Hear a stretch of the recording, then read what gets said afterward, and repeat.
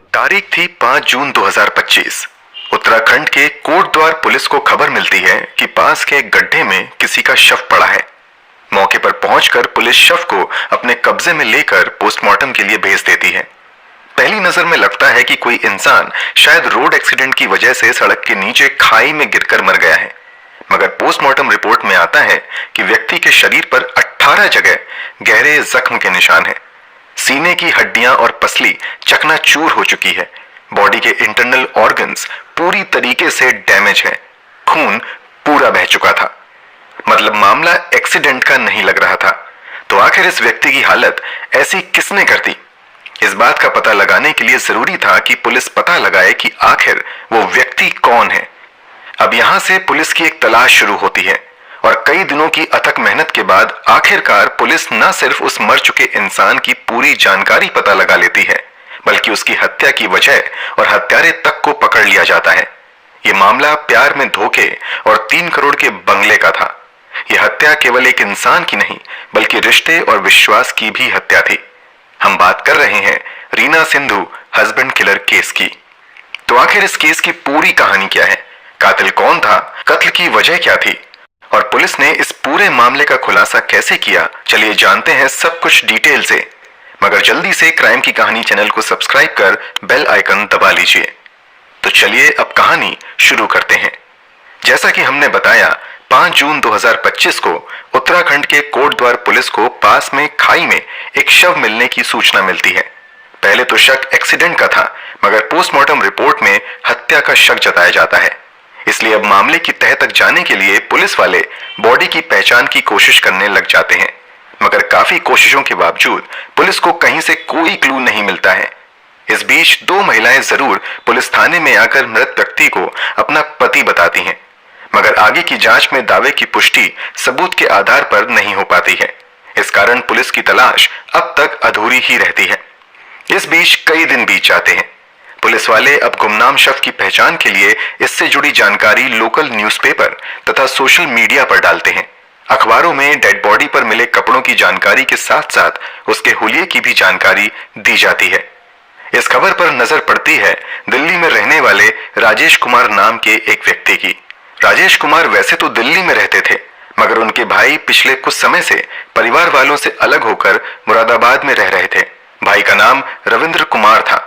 अपने बिजनेस में बिजी होने की वजह से रविंद्र और राजेश की बातचीत वैसे भी काफी कम होती थी, मगर सप्ताह 2 सप्ताह में ये दोनों जरूर बात कर लिया करते थे। मगर ऐसा पहली बार हुआ था जब राजेश पिछले कई दिनों से अपने भाई से बात नहीं कर पाया था। इस दौरान राजेश ने अपनी भाभी यानी रविंद्र की पत्नी से भाई के बारे में भी जानकारी ली, तो उन्होंने बताया कि उनका भाई कहीं बाहर गया हुआ है। राजेश को अपनी भाभी की बातों पर यकीन नहीं होता है और वो अखबार में दी गई जानकारी के आधार पर तथा डेड बॉडी के पास मिले कपड़ों से अंदाजा लगाने लगते हैं कि संभवतः ये डेड बॉडी उसके भाई की हो सकती है। इसी आधार पर राजेश अब सीधे उत्तराखंड जाकर कोटद्वार पुलिस स्टेशन में ही 17 जून को अपने भाई की मिसिंग रिपोर्ट दर्ज करवाता है। पुलिस वालों के सामने वो अपनी भाभी रीना सिंधु पर भी भाई को गायब करने का आरोप लगाता है। पुलिस राजेश द्वारा दी गई शिकायत के आधार पर जांच करती है और आगे की जांच में कंफर्म हो जाता है कि 5 तारीख को जिसकी लाश मिली थी वो सच में दिल्ली के रहने वाले राजेश कुमार के भाई रविंद्र कुमार की ही है। पुलिस वाले रविंद्र कुमार के बारे में और जानकारी निकालते हैं तो पता चलता है कि रविंद्र कुमार मूल रूप से दिल्ली के रजोकरी के रहने वाले थे। यहाँ उनके परिवार की अच्छी खासी प्रॉपर्टी थी। भाइयों के बीच प्रॉपर्टी के बंटवारे के बाद भी रविंद्र के हिस्से में अच्छी खासी जमीन और कई मकान आते हैं। यही रविंद्र की शादी आशा कुमारी नाम की एक लड़की से भी हो जाती है। एक समय बाद उनके घर एक बेटे का भी जन्म होता है जिसका नाम हर्षित रखा जाता है। आशा और रविंद्र की शादी अच्छी चल रही थी, मगर एक समय बाद किसी बात को लेकर दोनों में विवाद हो जाता है। झगड़े के बाद रविंद्र पत्नी और बेटे को घर पर छोड़कर हरिद्वार निकल जाता है। यहाँ वो कई दिनों तक रुकता है। इसी दौरान उसकी मुलाकात रीना सिंधु नाम की एक लड़की से होती है। रीना और रविंद्र की उम्र में लगभग 20 साल का अंतर था। इसके बावजूद रीना और रविंद्र एक दूसरे को प्यार करने लगते हैं। समय के साथ दोनों का प्यार परवान चढ़ता है और घर पर एक पत्नी और बेटे होने के बावजूद रविंद्र बिना किसी को बताए चुपचाप रीना सिंधु के साथ लिविंग रिलेशनशिप में रहने लगता है। कुछ समय तक लिविंग में रहने के बाद रविंद्र अपनी उम्र से 20 साल छोटी लड़की रीना सिंधु से 2011 में शादी कर लेता है। शादी के बाद कुछ समय तक तो रीना एक किराए के घर में रहती है, लेकिन जब इस शादी के बारे में सभी को पता चल जाता है तो रीना दिल्ली से निकलकर कहीं और रहने का प्लान करने लगती है। रीना सिंधु मूल रूप से उत्तर प्रदेश के मुरादाबाद की रहने वाली थी। इस कारण वो पति रविंद्र को मुरादाबाद में ही एक घर खरीदने के लिए तैयार कर लेती हैं। रविंद्र के पास उस समय बहुत ज्यादा पैसा नहीं था, इसलिए वो दिल्ली वाला घर और जमीन बेचकर मुरादाबाद के एक पॉश इलाके में काफी महंगा घर खरीद लेता है। रीना एक फिजियोथेरेपिस्ट थी। जब रविंद्र मुरादाबाद में एक आलीशान घर खरीद लेता है तो उसी घर के ग्राउंड फ्लोर पर रीना अपना फिजियोथेरेपी सेंटर खोल लेती हैं, जबकि फर्स्ट फ्लोर पर एक ब्यूटी पार्लर भी शुरू करती हैं। इन दोनों से रीना की अच्छी कमाई होने लगती है। इसके अलावा रविंद्र का भी बिजनेस अच्छे से चलने लगता है। अब पुलिस को मृत व्यक्ति के बारे में काफी कुछ पता चल चुका था। अब हत्या किसने की और कैसे हुई, इसका पता तभी चलता है जब पुलिस रीना तक पहुंच पाती, क्योंकि वो रीना ही थी जो वर्तमान समय में रविंद्र की दूसरी पत्नी थी और रविंद्र इसी के साथ रह रहा था। जल्द ही पुलिस वालों को रीना के बारे में जानकारी मिल जाती है। पुलिस के कांटेक्ट करने पर रीना सामने भी आती है। शुरुआती पूछताछ में रीना पुलिस वालों को बताती है कि उसका और रविंद्र का बिजनेस एक समय तक तो काफी अच्छा चल रहा था, मगर हाल ही में रविंद्र को बिजनेस में भारी नुकसान हो गया था। इस कारण वो लाखों के कर्ज में डूब गया था। इस बीच रविंद्र का एक 18 लाख का चेक भी बाउंस हो जाता है। चेक बाउंस होने के कारण अदालत द्वारा रविंद्र को 6 महीने की जेल की सजा सुनाई जाती है। इसके अलावा उस पर भारी जुर्माना भी लगाया जाता है। रीना द्वारा दिए गए बयान के मुताबिक लगातार कर्जदार उसे परेशान कर रहे थे। उन्हीं से बचने के लिए रविंद्र ने अपना मोबाइल फोन घर पर छोड़ दिया था और चुपचाप उत्तराखंड निकल गया था।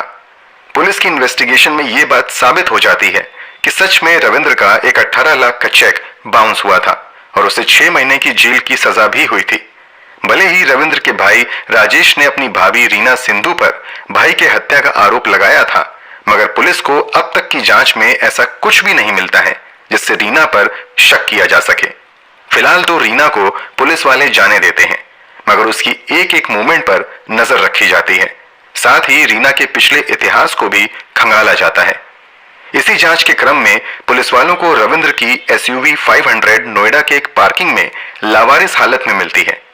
रविंद्र की डेड बॉडी उत्तराखंड में पाई गई और गाड़ी नोएडा में। आखिर ऐसा कैसे हुआ? इस सवाल को सुलझाने के लिए अब पुलिस वाले इस रूट पर पड़ने वाले सभी टोल प्लाजा के CCTV फुटेज खंगालना शुरू करती है। पुलिस वालों को लगता है कि टोल प्लाजा के कैमरे में जरूर इस कार को उत्तराखंड से नोएडा लाने वाले कैद हुए होंगे। पुलिस का ये शक सच भी साबित होता है। इस रूट पर पड़ने वाले 2 टोल प्लाजा में वो गाड़ी देखी जाती है। ड्राइविंग सीट पर कोई मेल दिखाई देता है, जबकि उसके बगल वाली सीट पर रीना सिंधु बैठी हुई दिखाई देती है। रीना ने पुलिस को दिए अपने बयान में बताया था कि वो पिछले काफी समय से मुरादाबाद में ही रह रही हैं, जबकि CCTV फुटेज कुछ और बयां कर रहा था। आगे जब पुलिस वाले अपनी जांच का दायरा और बढ़ाते हैं तो पता चलता है कि पिछले कुछ दिनों में कई बार रीना की मोबाइल लोकेशन उत्तराखंड की है। इसके अलावा रीना लगातार एक नंबर पर बात कर रही हैं। वो नंबर किसी परितोष कुमार नाम के व्यक्ति का है। जब परितोष के मोबाइल नंबर की लोकेशन हिस्ट्री निकाली जाती है तो पता चलता है कि कई बार परितोष और रीना की लोकेशन बिल्कुल सेम रही है। इतना ही नहीं, पुलिस वालों को इन्वेस्टिगेशन के दौरान डेड बॉडी की जेब से एक पर्ची मिली थी जिस पर हरिद्वार के किसी गेस्ट हाउस की जानकारी थी। इससे पता चल रहा था कि 26 मई को रविंद्र उस गेस्ट हाउस में रुका था। अब पुलिस वाले 26 मई के आसपास की CCTV फुटेज की जांच करते हैं तो पता चलता है कि इस गेस्ट हाउस के दूसरे कमरे में रीना और परितोष भी रुके थे। एक तरफ पति रुका हुआ था और दूसरी तरफ उसकी पत्नी किसी गैर मर्द के साथ उसी होटल में थी। कुल मिलाकर जैसे जैसे पुलिस की जांच आगे बढ़ती है, रीना के खिलाफ कई ऐसे सबूत मिलते हैं जिससे पुलिस का शक अब रीना की तरफ होता चला जाता है। मामले की सच्चाई तक जाने के लिए पुलिस वाले एक बार फिर से रीना सिंधु को हिरासत में लेकर पूछताछ शुरू करते हैं। शुरुआती पूछताछ में रीना अपने पुराने बयान पर ही टिकी रहती है, मगर जब पुलिस वाले रीना को एक के बाद एक सबूत दिखाकर पूछताछ करना शुरू करते हैं तो रीना जवाब नहीं देती है। एक समय बाद रीना को समझ आ जाता है कि वो पुलिस वालों को और गुमराह नहीं कर सकती है। इस कारण वो पुलिस के सामने सच स्वीकार करने के बाद एक हैरान कर देने वाला खुलासा करती है। रीना के बयान के मुताबिक रविंद्र से शादी करने के बाद दोनों की जिंदगी ठीक ठाक चल रही थी। कुछ समय पहले रविंद्र को बिजनेस में नुकसान होता है और वो कई लोगों से कर्ज ले लेता है। इसी बीच 18 लाख का चेक उसका बाउंस हो जाता है। रविंद्र पर कर्ज चुकाने का भारी दबाव था। इस कारण वो मुरादाबाद में खरीदा गया अपना घर बेचने का प्लान करने लगता है। मुरादाबाद वाले घर की कीमत लगभग 3 करोड़ थी। इस घर को बेचकर रविंद्र न सिर्फ अपना कर्ज चुका लेता बल्कि अपना बिजनेस भी फिर से स्टैब्लिश कर सकता था। मगर रीना किसी भी कीमत पर उस घर को बेचने के लिए रेडी नहीं होती हैं। इस कारण रीना और रविंद्र में काफी लड़ाइयां होने लगती हैं। इसी बीच कर्जदारों से बचने के चक्कर में रविंद्र चुपचाप हरिद्वार निकल जाता है। रविंद्र अब अपना ज्यादा समय घर से बाहर ही बिताता था।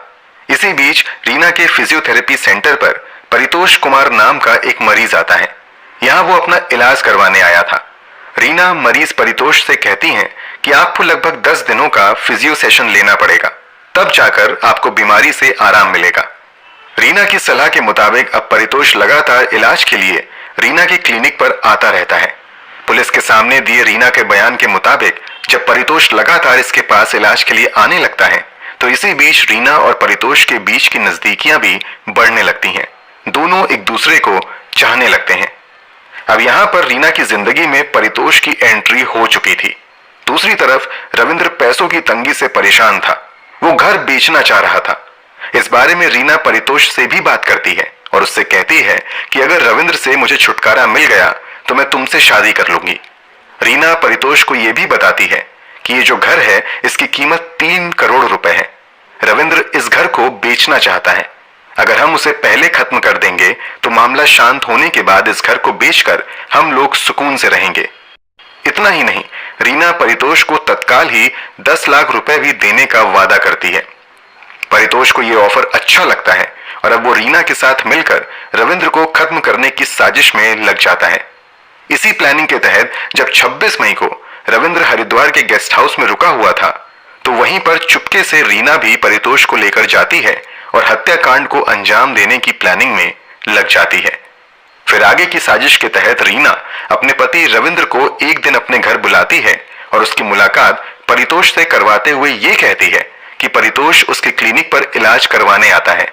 रविंद्र के सामने परितोष को वो अपना राखी वाला भाई बताती है। क्योंकि रीना ने परितोष को अपनी राखी वाला भाई बताया था, इस कारण रविंद्र को इन दोनों पर कोई शक नहीं होता है। इसी बीच 31 मई को रीना अपने पति रविंद्र से कहती है कि परितोष ने अपने घर पर एक छोटी सी पार्टी दी है और हम दोनों को उसने इनवाइट किया है। अगर तुम भी चलोगे तो बहुत अच्छा लगेगा। रविंद्र इस पार्टी में जाने के लिए राजी हो जाता है।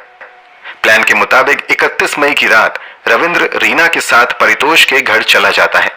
परितोष का घर उत्तर प्रदेश के बिजनौर जिले में नगीना में था। घर पर आने के बाद तीनों कुछ खाते हैं। इसके बाद शराब का दौर शुरू होता है। जानबूझकर परितोष रविंद्र को बहुत ज्यादा शराब पिला देता है।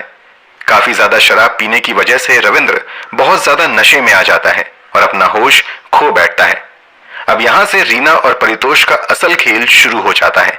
परितोष घर के अंदर रखा हुआ एक फावड़ा निकाल कर लाता है और लगभग बेसुध पड़े रविंद्र की छाती पर जोर से वार करता है। कथित रूप से इस दौरान रीना रविंद्र का पैर जोर से पकड़े रहती हैं। इस दौरान परितोष फावड़े से रविंद्र की छाती, सर और शरीर के अलग अलग हिस्सों पर लगातार हमले करता है। इस कारण कुछ ही मिनटों में रविंद्र की सांस थम जाती है। इसके बाद परितोष और रीना मिलकर रविंद्र की डेड बॉडी को ठिकाने लगाने की प्लानिंग में लग जाते हैं। दोनों डेड बॉडी को उठाकर SUV 500 में रखते हैं और उसे उत्तराखंड की तरफ लेकर निकल जाते हैं। 2 दिनों तक ये लोग एक जगह से दूसरी जगह भटकते रहते हैं, मगर इन्हें लाश को फेंकने का मौका नहीं मिल पाता है। फाइनली मौका पाकर परितोष और रीना रविंद्र की डेड बॉडी को उत्तराखंड के कोट द्वार के करीब एक खाई में फेंक देते हैं। पुलिस को गुमराह करने के लिए दोनों रविंद्र की SUV को नोएडा की एक सुनसान पार्किंग में छोड़कर भाग जाते हैं। यहीं से पुलिस वालों को डेड बॉडी मिलती है और ये पूरा खुलासा होता है।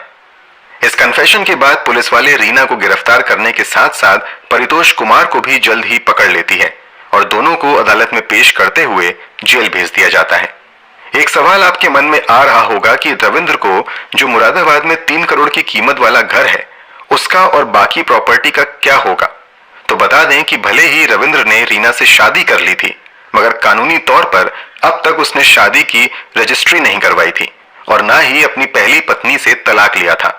इस कारण रविंद्र की मौत के बाद रविंद्र की प्रॉपर्टी को अपने कब्जे में लेने के लिए रविंद्र की पहली पत्नी ने अदालत का रुख किया है। अब ये अदालत तय करेगा कि रविंद्र का असली वारिस कौन होगा। वैसे विशेषज्ञों के मुताबिक रविंद्र की ज्यादातर प्रॉपर्टी पर कब्जा उसकी पहली पत्नी का होगा। केस की मौजूदा स्थिति की बात करें तो फिलहाल परितोष और रीना दोनों ही सलाखों के पीछे हैं।